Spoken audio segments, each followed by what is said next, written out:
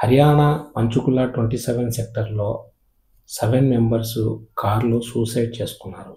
ఒకే కుటుంబంకి చెందిన వ్యక్తులు ప్రవీణ్ మిత్తల్ అని ఒక వ్యక్తి, వాళ్ళ ఫ్యామిలీ, 3 పిల్లలు, వాళ్ళ అమ్మ నాన్న.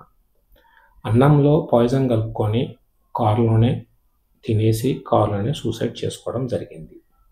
ఇతను దెహ్రాదూన్లో వచ్చేసి టూర్స్ అండ్ ట్రావెల్స్ ఒక బిజినెస్ పెట్టుకుని బ్యాంక్స్లో లోన్స్ తీసుకొని ఆ బిజినెస్ రన్ చేయడానికి కోసం ప్రయత్నాలు చేసినాడు. ఆ బిజినెస్ ఇంప్రూవ్మెంట్ అవ్వక, సరిగా జరగక, ఆ లోన్స్ కట్టలేక ఆ ప్రాబ్లమ్స్ ఎక్కువైపోయి ఎలా చేయాలని అర్థం కాక, లోన్ను మనం ఎంత తీసుకుంటే మనం కట్టగలుగుతాము, ఆ తీసుకునే విధానాన్ని మనకే ఇలాంటి ప్రాబ్లమ్స్ అవ్వగనే ఉద్దేశంతోనే నా కాన్వెంట్ ఛానల్ ఎప్పుడు మీకు ఇంప్రూవ్మెంట్ అంటే గైడ్ చేయడానికి కోసం ట్రై చేస్తుంటుంది. ఎలా అంటే, ఒక 100 మందికి మీరు చెప్పారు, ఆ 100 మందిలో కనీసం 95 మంది మీ మాట వినకపోవచ్చు. అందులో 5 మంది మీ మాట వింటారు. ఎలా?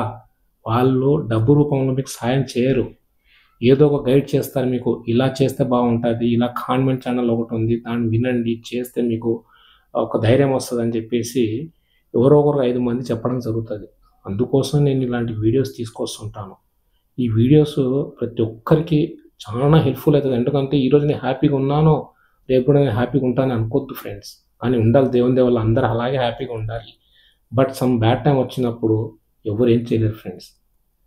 రిలేషన్స్ హెల్ప్ చేయరు, పక్కన వాళ్ళు హెల్ప్ చేయరు, ఎవరు హెల్ప్ చేయరు. హెల్ప్ చేసుకోవాల్సింది మనమే. అందుకే ఫ్రెండ్స్ నేను అంటాను, అలాంటి టైం వచ్చినప్పుడు కనీసం ఒక 1 ఇయర్, 2 ఇయర్, 3 ఇయర్, ఒక 4 ఇయర్స్లో మీరు ఏదో ఒకటి చేసి సంపాదన చేయండి. మీరు ఆ రేంజ్కి వచ్చేస్తారు. మీరు ఫుల్లీ డిఫాల్ట్ అయిపోతారు అంతే. దీనికోసం మీ ప్రాణాన్ని పోగొట్టకూడదు. అందులో ఆ పిల్లల్ని, వాళ్ళ అమ్మ నాన్నని, భార్యని కూడా తీసుకెళ్ళిపోయారు. సో అది వినేసరికి నాకు చాలా బాధ కలిగింది ఫ్రెండ్స్. ఇలాంటి న్యూస్ వినకూడదు అనుకుంటాను, బట్ ఒక చోట నుంచి న్యూస్ విన్నప్పుడు నాకు చాలా బాధ కలుగుతుంది. అందుకే వ్యూవర్స్, మీరు ఎవరైనా కానీ నిజంగా ప్రాబ్లమ్స్లో ఉన్నారా, భయపడకండి. ఖచ్చితంగా షేర్ చేసుకోండి.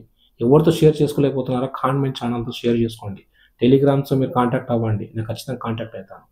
మీరు ఇలాంటి ప్రాబ్లమ్స్ బయటికి రావడం కోసం ఈ వీడియోస్, ఆడియోస్ని అన్నీ చూడండి. ఇలాంటి ప్రాబ్లమ్స్ మళ్ళీ మళ్ళీ రిపీట్ అవ్వకూడదు అని చెప్పి దేవుణ్ణి వేడుకుంటున్నాను. ఎవరైనా కానీ ఇలాంటి ప్రాబ్లమ్స్ ఉంటే ఖచ్చితంగా తొందరగా బయటికి రావాలి. వాళ్ళు కష్టపడి సంపాదించుకొని వాళ్ళు డిఫాల్ట్ అయినా పర్వాలేదు, సూసైడ్ చేసుకోకూడదు. ఫ్రెండ్స్, నేను ఇంతకుమించి ఎక్కువ చెప్పదలుచుకోలేదు ఈ వీడియోలో.